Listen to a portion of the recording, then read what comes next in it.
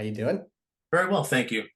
I know there's not a whole lot of people that don't know your background, but why don't you give them a little bit of who you are? Because you are an OD as well. You're an original digital. That is true. That is true. Doing first digital back in 1995, if you can even believe that that was a year. It's a good So year. very long ago. And I was actually working with Brian Monahan at the time, and he was the one who spearheaded that effort. We placed ads for Carnation Hot Cocoa. They want to do a sample program of their lactose-free instant hot cocoa mix. Hmm. And that was the very first digital ad buy I participated in. I think went on the Merck Center was where we placed that buy. Nice. But yeah, so I've been doing media for a long time and started in traditional as a lot of the very older folk, such as myself and yourself are Yes. or have. And so I like to say I've done everything from Super Bowl spots to mural screens, you name it. If there's a possibility for it to have a communication delivery value, I've planned it and placed it, or had somebody else place it for me. But I'm basically a mediologist in the technical business sense as opposed to the theoretical philosophical sense, because the latter doesn't pay, whereas the former does. And so MediaDarwin is a media operations consulting and media strategy planning consultancy, and I've been Yep. doing that for ages. Yep. I was when you and I caught up recently, I was joking about the fact that, and I remember this very vividly. I was New York, you were Yep, San Francisco, that's and right. we used to talk pretty regularly. And then I moved to New York, and the same week you moved to San Francisco. And I was pretty much sure it was because of me moving to San Francisco that you left to go to New York. Well, we had to make room. It was a small business in those days, a Yeah, small our industry. egos were huge at the time. Now, I remember you actually coming out for we had something called the Society for Internet Advancement in San Yes, Francisco, indeed. the SIASF. Yeah, with And I Caruso. recall you coming out and coming to an event, and I think even sitting on something. Maybe we had a panel and you'd come out for that. I mean, this was back in the days when like Maggie Boyer was still in the business, like we're talking Yes. about, ancient times. There are kids who are in their 30s who, you know, who who weren't even around then. But yes, that's correct. And so I did. I relocated to New York, and you went to San Francisco, almost the exact same, like within 6 months of each other or something. Yeah, I feel like it was literally the same week, but Yep, that's right. cool. Well, Right now, what an agency is, this is probably not going to sound terribly flattering because there's what it is, what it wants to be, mhm, and what clients think it is.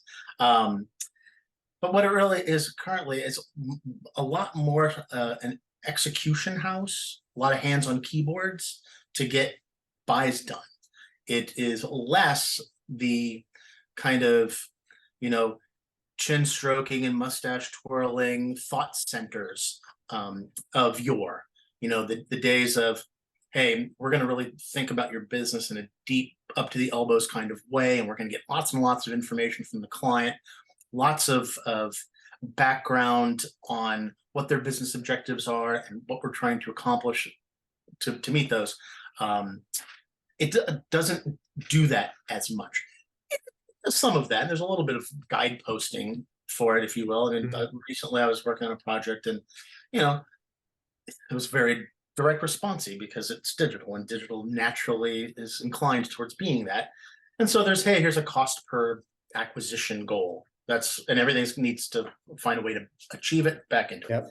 Um, and I don't think that that's dissimilar in pretty much anywhere else within the agency realm at large. And there's any number of reasons for why that is, but that's what I feel like an agency today is. It's a clearinghouse for activity that a client itself isn't going to do an in-house. We grew up in the agency world when the strategic component was a really important component of what we brought to the table. But it did also coincide with the fact that this new medium was being created. So nobody knew how to do it. Basically, we were looked at as the teams that could help you figure it out. And we could drive a lot of that strategy and the thinking behind it. Now the medium has matured, and I would probably argue that there's not an immature media channel out there at this point. So to your point, is that what is driving agencies to become much more tactical execution folks and less strategic? Is it just the maturity of the space, or do you think it's something else? Seeing as how digital has become the viscera of the entire advertising body, that's what holds Mhm. everything together now. I would often joke with an old boss of mine, or not joke, but I would quip, saying digital media is like saying electro vacuum, right? I mean, all vacuums are electro. Yeah. So we stopped saying that, and now it's just a vacuum. It hasn't happened to media yet, oddly. We still use digital, and I think it's because it still has a little bit of sex appeal. I mean, it does. It's still got some sex appeal in it, but also because it technicalizes the activity and engagement. Mhm. And it's my contention that digital and what made digital what it is was largely a technological backbone and an ingredient that has now infiltrated all the other media. So when we talk Mhm. about television, more and more television is going to be supported by the kind of infrastructure that made digital what it was. Yep. Um, Out of home does that. Yeah. and I think that that's, and out of home, absolutely out of home too. In fact, to me, out of home has a lot of exciting things in it, Mhm. possible exciting things. Don't know if they'll happen, but yes, all of the media. I mean, you don't say TV and radio, you say audio and video, right? I mean, that's Yeah. the way to do it. In fact, large holding companies, that's what they're buying. They call it, I'm a video investment unit, or I'm an audio investment unit. And I do think that because so many things are technically supported, technologically supported, it turns much of what an agency does into a tactical exercise and Mhm. into a task-oriented exercise. Yeah. And so because digital has matured and become the, the part has become a part of all of the other media, that's what I think drives that in large part. I don't need those experts anymore. Before, when digital Yeah. started, it needed to be analogized to something before. I think you even might have written something about this recently where we treat it like print. Yep. And I used to talk about it like print. I even remember writing for Click Z Oh and yeah. saying, one of the ways to look at digital is, let's think about it in terms of a guaranteed circulation. And maybe that's a way to get around, too many excess impressions. And like, but that's how we analogized it for something we already understood. And Sure. now that's no longer the case. Digital is what everything else is. Yeah. There's not the last 25, 30 years has been very focused on the media maturity of the platform and the channels. We're now starting to get to this point where people are starting to think again about the creative element. So Yeah. creative is starting to lead some strategic thinking more so maybe even the media was. But the other thing which I find interesting is that the large consulting companies have taken that strategic component away from the Yep. agencies and somehow convinced the world that they should be paid 4 times what we used to charge for it in the agency world. Yep. That's exactly correct. And having worked on the consulting side briefly, what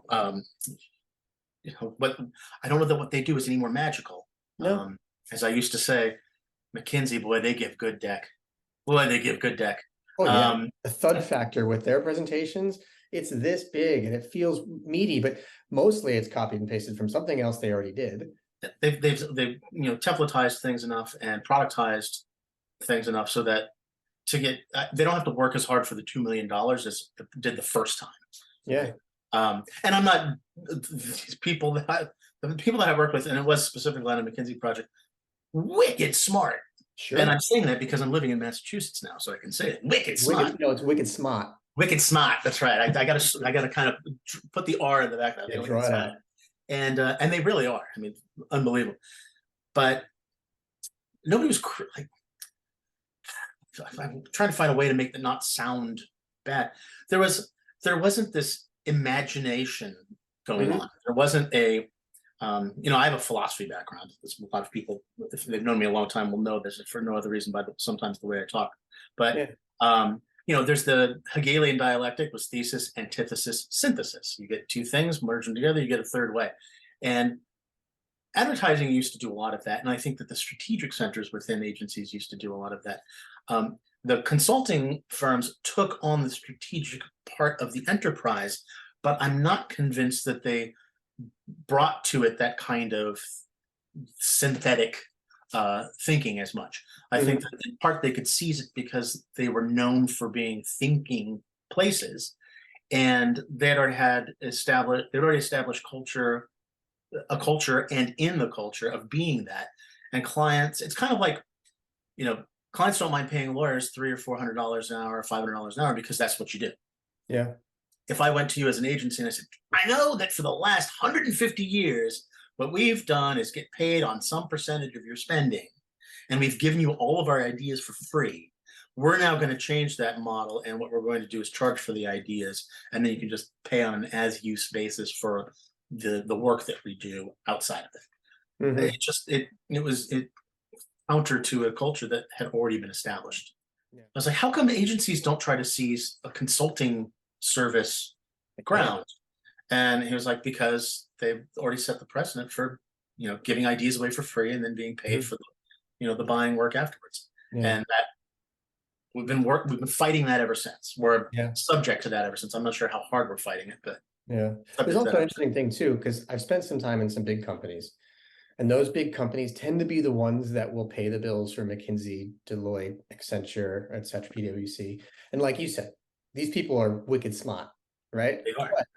But I find that the people who write the checks to pay 2 million, 3 million a year to the large consulting companies are people that they're not digital natives. They're not people who grew up in the space. They're people who came in really late. They don't have the embedded knowledge, and they may be a little scared, a little threatened by the role that it plays and how it upends what they're used to doing. So I wonder if you fast forward 10 more years, when everybody who's in the marketing ecosystem has been in this space for that long, will anybody still pay to large consulting companies $2, $3, $4 million a year to do the work that they inherently know how to do? I would like to say no, but Mhm. I mean, the history is replete with the dead bodies of trying to guess what's going to really happen to the agency space. Sure. One of the agency's biggest hampering spots is that most of them still work on a headcount model, Mhm. and headcount models don't lend themselves well to a lot of technical innovation and other sorts of things that would make what the agencies could do easier to do. Yeah. And increase capacity and then free their people to do more thinking and the chin stroking and the mustache twirling that they used to do. Yeah. Because again, in those old days, everything was a television budget, and you kind of bought it once a year. Somebody was responsible for scatter and spot fill, but big chunk already placed, and you could spend a lot of time actually thinking and learning and figuring stuff out. I don't think that it would make sense to write those kinds of checks 10 years from now, but only if either clients develop enough of a small enough but powerful enough center of excellence and subject matter expertise internally, and Mhm. larger ones can do that, and some of them already are, as you know. Yeah. But agencies would be able to then get some of that thinking power and thinking work back. Yeah. They just have to figure out how to get paid in a way that is worthwhile, and it makes their worth their while, and get out from under the shadow of being subject to any kind of procurement process. Yeah. Because Yeah. procurement doesn't look at consultants and go, I mean, they can, but they usually don't. Because Yeah. again, as the McKinsey project I'm thinking of, they were hired by procurement to then look at how the agencies were being hired. And all those It's a agencies brilliant were move, like, by the way. headcount. How much is it? In this office, what's the regular going rate for a body in Toronto? What's the going rate for a body in Buenos Aires? What is the going rate for a body in New York? What is the going rate for a body in Austin? Like, that's what you would do, or that's what the McKinsey do for that. But they were never being subject to that to themselves. Yeah. So if the agency could get out from under the shadow of procurement and free itself from being a headcount driven comp business, because it does that Mhm. a lot, then yeah, the clients will be writing those kind of checks to consultants, and they won't need to, because they'll have people inside in the agency. Every single person at the agency, from the CEO down, will be familiar with all of these things and know how to be on top of whatever the new developments are that Yeah. are taking place, at the horizon of the industry. What do you think is the threat or the opportunity for the folks in the agency world and the folks in the marketing side? So great segue, because it goes from what I was just saying to what I was just saying should happen to how it could. And you are exactly right about looking at AI more as a lens and less of like oh my God, this is what we're going to do for sure. I mean, Mhm. everyone's going to say that, right? I mean, they have to. We're talking about in advertising business, right? I mean, you have to have the perception that that's what you're doing, even if even if in the back room it's Greek grandmothers reading goat entrails. In the front, you've got like this little glowing box. It's How do AI. you know what I have in the other room? I mean, I used to say that's what programmatic was for the longest time. It was for a Yeah, very, very long time. It was a desperately, I mean, you know this better than most. It was a desperately manual thing for a yeah. lot for a lot of the entities that said that that's what they were doing. It took a while for the fake it to make it to go from the faking it to the making it, right? Mhm. It took a while for that. We say AI, but we're still really talking about machine learning stuff. We're still really talking about things that are already been that just haven't been used to their full potential. As a marketer, I overlook some of the AI tools, and I find that I almost have to be kicked out of my rhythm, kicked out of my groove to remind myself, hey, you know what? I could go use ChatGPT, or I could go use Midjourney to do some of the things that I'm doing right now in stock photography or in Canva, etc. And so it's funny because there's an element of momentum, how much you have to just get stuff done versus being able to pick up your head for a second and say, I'm going to change a habit. And I think that might be partially what is struggling with the agencies, that they are so focused on the FTE model and so focused on being able to prove the number of people they have on a piece of business that it's hard for them to lift up and say, okay, how can we do this differently? Because you have to take a couple of days off from how you've been doing it before, and they can't afford to do so. I found a system that would improve things for everyone. And the biggest challenge was getting adoption because it meant stopping Mhm. what you're doing and getting used to something new. And nobody likes that, right? I No, mean, they don't. nobody likes it. I mean, Garth in Wayne's World, you're like, we fear change, and then banging the Yeah. robot hand with a sledgehammer. That's what most agencies are like that, but that's only because they're populated with humans, and humans are like that. Mhm. You have to, you need to have a fairly robust curiosity layer in an organization to to take the full advantage, because you're exactly right. I mean, there's so many things happening. I have this growing folder in my browser, in one of my browsers, of every AI tool that keeps popping up. And I go and I check it out and I look and I'm like, if I don't have time to dig in now, I'm just going to save it for later. And so I just Yeah. kind of save the bookmark and do the free trial and whatever. Yeah. And there are plenty of things that don't do anything to help me. And that isn't necessarily because it isn't any good, though it could be, but it's simply not something I need, right? Yeah. There's something it's not going to do for me. I would say the biggest thing that AI, in the loosest sense of the word or term, is going to do, and I think you again alluded to it, even if it wasn't with these words, is that it's going to serve as an interface and lower the friction of interfacing with a lot Yeah. of stuff that does already exist. One of the biggest things about a lot of the tools is that they aren't easy to use. I mean, let's face it, Excel has a lot of cool ass stuff in it, but it's not always that easy to use. You really have to bang on it and get Yeah. comfortable and work it out. And then there's only a small group of people who are going to be like that. Whereas AI has greater potential for democratizing access to Mhm. complex technology. It is amazing what some of these things will do. This is a good example, and I don't have any horses in this race, but I use promo.com to create some videos for different things that I'm working on. It's pretty straightforward, pretty easy interface. Yesterday, I tested out this thing they have, which is their AI video publisher. So I basically literally gave it my website. I gave it one line of copy, and I hit push send. And in 5 minutes, it spit out 31 brand new videos, all written with video backgrounds, with copy, links. It's incredible. Now I was looking at the 30, 10 were junk, right? 10 really didn't work, but I have 20 solid videos in 5 minutes that I can now rotate into social. Right. And I'm just in shock at how simple that was. It's it certainly it's made me a clearer writer, right? And it's allowed me to produce things faster because instead of me, and this is somebody who writes all the time, you know what it's like to sit down to your keyboard and the blank screen, Yeah. right? And I'm not saying that it comes up with ideas per se, Yeah. but because you can already have an idea, but what it can do is get you started in ways that the self oftentimes doesn't or can't. Oh, yeah. I actually train, so because you can do this now, as with a subscription to OpenAI, ChatGPT 4, etc., you can build your own GPT. And so I built one called like Skippy's Draft Producer or something. is, my nickname Skippy.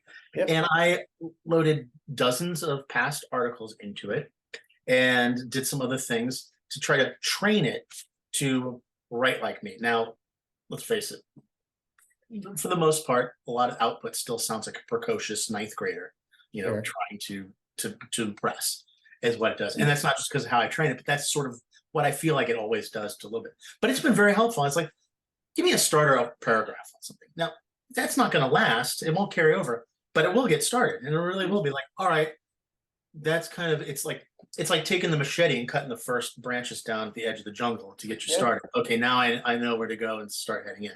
And just apply that to any other number of tasks, whether it's visual tasks, artistic tasks, data processing tasks, whatever it is. It's great. I don't know the first thing about computer programming. I do not know. I've heard some computer languages before, but the only thing I ever learned how to program was BASIC in like, I don't know that. Move the turtle. 8th grade or whatever, and like just repeat this line over and go to like that was about it. But ChatGPT can program stuff in Python 3 all day long, and I was like, hey, write me a little app that can look at all my notes and then consolidate notes that appear to have similar content and then put it in one document. Because there's a lot of times where again, you probably do this again. You write a note here and you write a note there and you write a note here and you write a note there. And I'm a big user of AI Writer, and it's little short text documents, and it can look through and it can see if there's matched words and similar words. And it's not that it's thinking, because it's not. It's just a calculator that uses words. But I could have never done that on mine. Never in a million years. No. But I can now program Python, or I can have something do it for me. And it doesn't have to be a dev team in India, and it doesn't have to be my nerdy friend down the street. It can just be the thing. And AI's ability to enable, and again, we're going to call it AI, even though I do still think it's just even better machine learning. But that's as a philosopher thinking about it, not as a technical person. That's what it's going to do. And I do think that it's going to force agencies to then take a look at all of the stuff that they've always had at their disposal and use it with greater efficiency and start using it at all. Like use it at all, use it with greater efficiency, free your people from, I always like to use the restaurant model, right? If you want to grow tomatoes, grow tomatoes. But if you want to work at a restaurant, learn how to get the best tomatoes. And what you want are people who, everyone can buy a nice set of knives, everyone can get a great stove, everyone can get a sous vide. It's who you got in the kitchen. And if you want to free your people up from salt mining to instead seasoning meals, that's what AI is going to do. Okay. For doing this, cool. Jim, I really appreciate it. And yeah, this is great. And I love, as you know, I love talking about this stuff. And you and I have had great conversations over the last 25, I don't even know how many years now. Yeah. And so it's always fun to do that. And it's always fun to talk to you about stuff like that. And it's always fun to engage with a fellow traveler. Yeah. And anybody who helps me think differently about the world, I appreciate. So thank you. Yeah. Same here, my man.